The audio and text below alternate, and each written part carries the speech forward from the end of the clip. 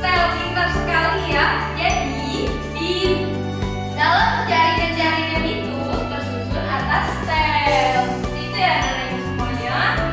Baik, tujuan pembelajaran kita pada hari ini yaitu yang pertama, kita akan menjelaskan komponen-komponen kimia penyusun sel.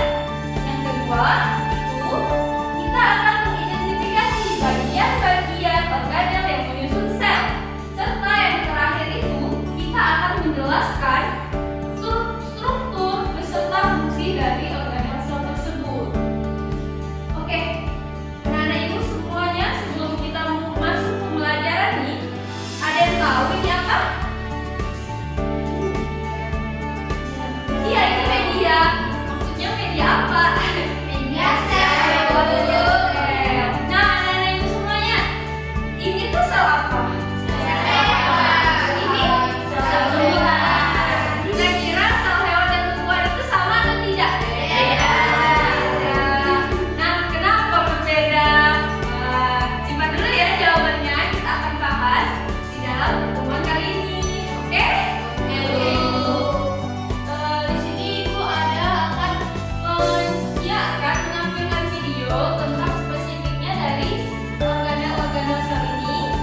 Tapi sebelum itu, ibu akan menjelaskan dulu secara singkat ya tentang struktur dari sel ini ya.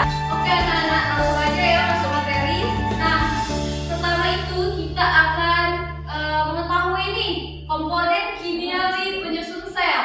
Nah, tahu seluruh bagian sel ini itu tersusun atas senyawa kimia. Nah, kegiatan dan kehidupan yang ada di dalam sel itu tuh diatur, aktivitas-aktivitasnya itu diatur oleh komponen kimia penyusun sel itu. Nah, komponen kimia penyusun sel itu disebut juga dengan protoplas. Apa itu protoplas? Protoplas itu adalah senyawa substansi kompleks yang menyusun unsur kimia. Nah, jadi anak, protoplas ini ada dua, senyawa organik dan anorganik.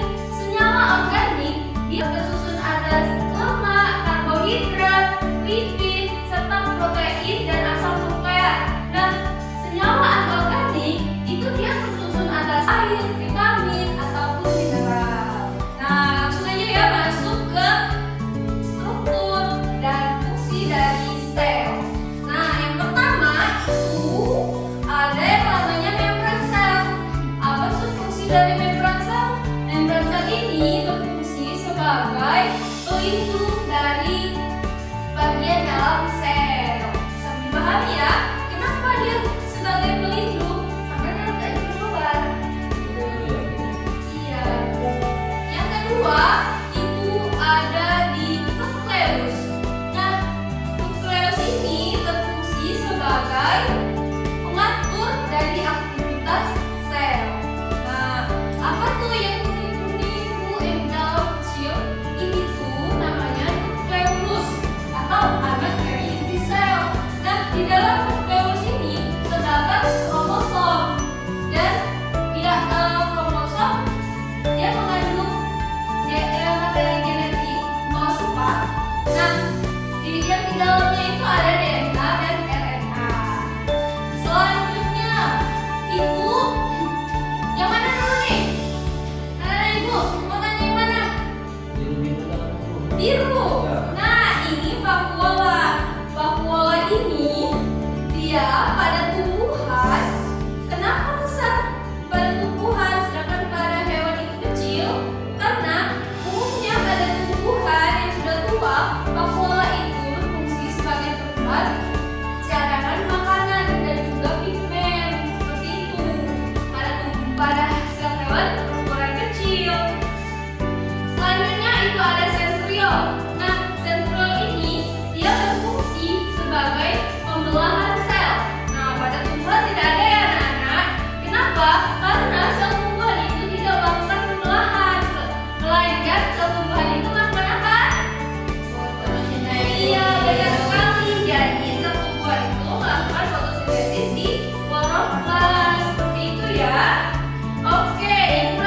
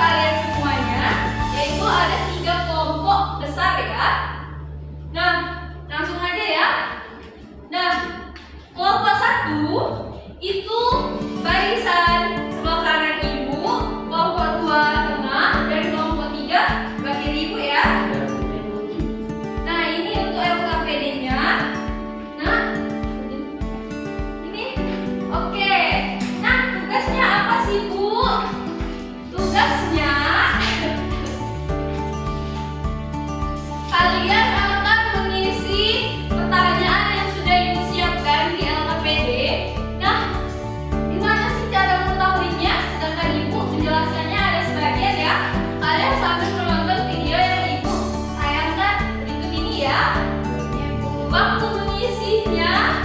Ibu kasih waktu 5 menit. Semangat ya. Bentar.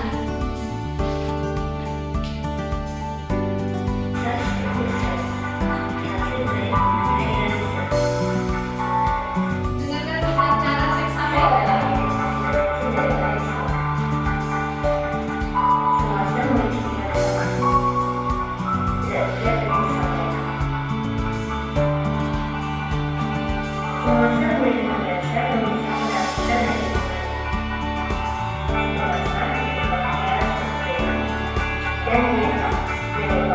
Nah, bisa dilihat ya anak ibu ada logo Webs tadi.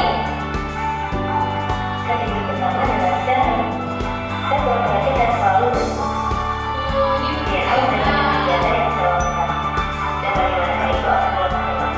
Mereka akan memiliki tugas penting, konsistensi, atau membuat protein.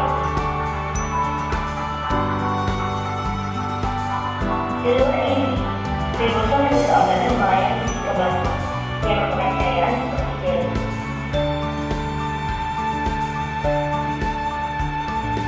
Ribosom dapat berrealitas di sitoplasma atau melekat pada residu di sitoplasma jika radanya dekat dengan RNA. Di mana psikologi kadang-kadang disebut patologi akan menerima mereka. Protein bergerak melalui patologi, lalu mereka akan dibuat menjadi protein yang dapat digunakan oleh sel. Patologi ini maksudnya adalah mengubah protein menjadi protein yang dapat digunakan mengumpul sampah yang berada dari sel yang rusak. Mereka punya enzim yang memecah molekul sampah pada sel. Sifat skeleton termasuk mikrofilamen zat makanan berfungsi hijau yang disebut kloroplast. Zat tumbuhan juga memiliki desain di luar membran sel mereka, baik bentuk yang besar bagi. baik.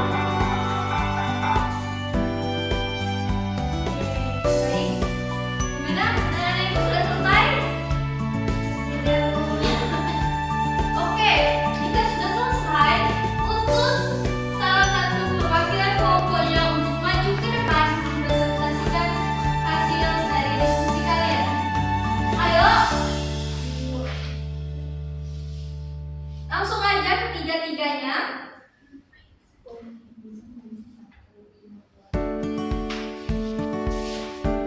Ayo, cepat, anak-anak.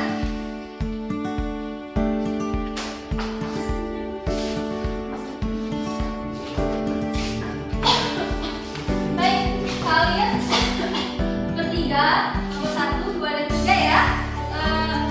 Mempresentasikannya itu sambil memegang media ya, sambil menunjukkan dia teman-temannya yang lain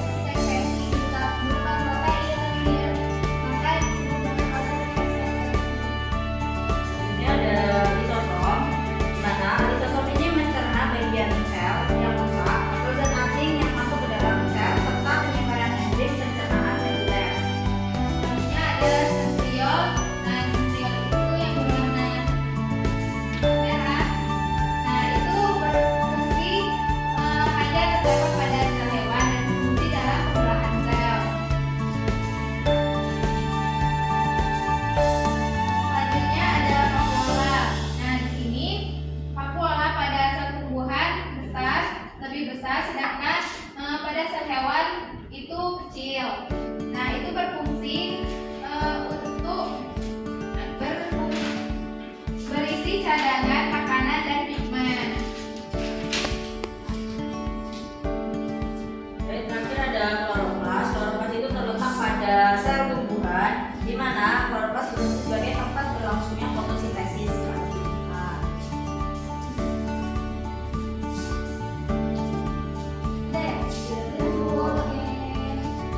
Betul sekali ya. Beri tepuk tangan untuk teman-temannya.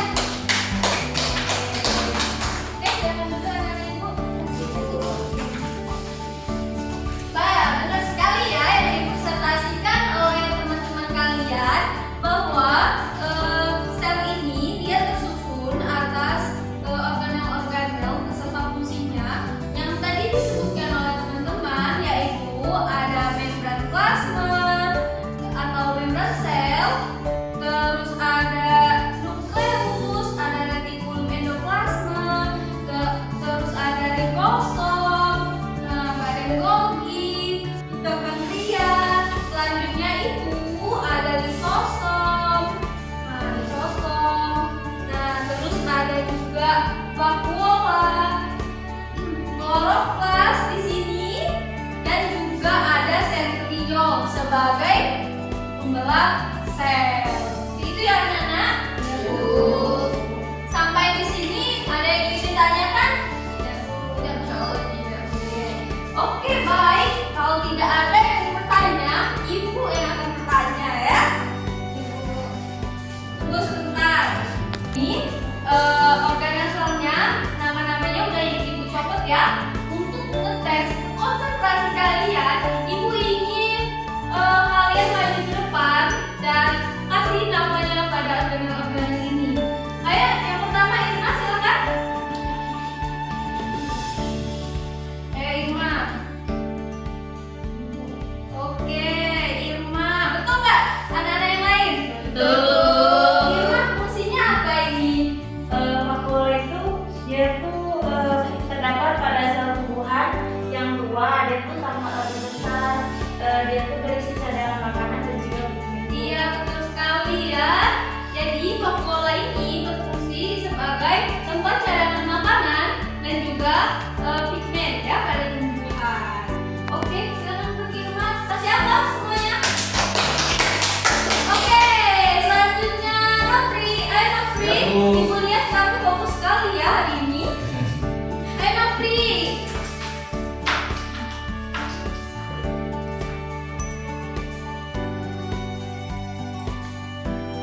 Oke, yang mana tuh?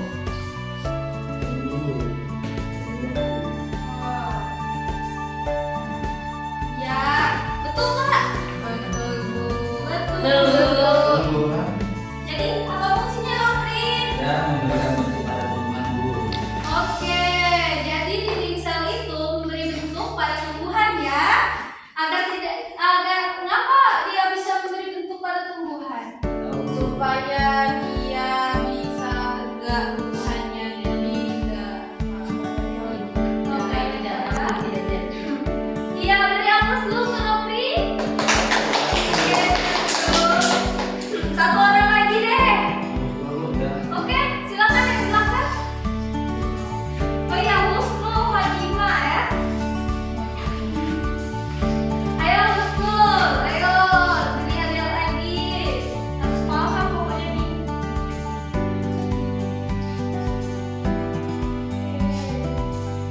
Ternyata Husnul memilih ini.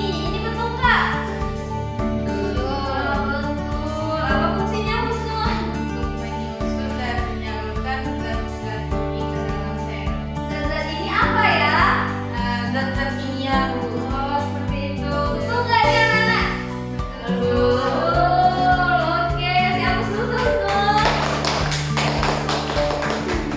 Oke, dengan begini berarti berakhirlah sudah pembelajaran kita pada siang hari ini.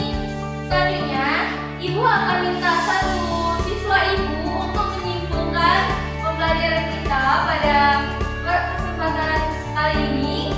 Ayo, siapa yang bisa? Oke, silakan Tina. Simpulannya yaitu mengetahui komponen-komponen kimia secara mungkin, karbohidrat, protein,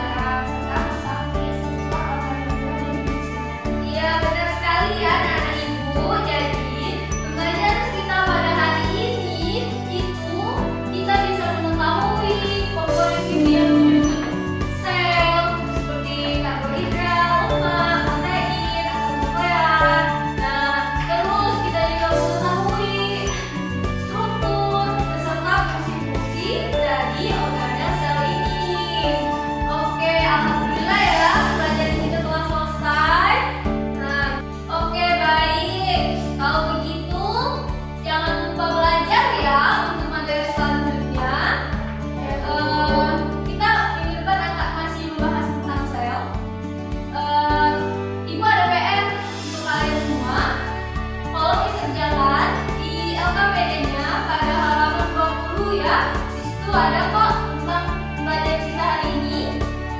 Dan